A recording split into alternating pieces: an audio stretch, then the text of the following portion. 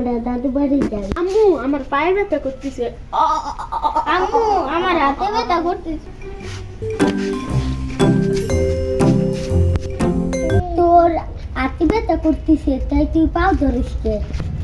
তোর তো পায়ে ব্যথা করতেছে তুই পেটে ধরিস কে?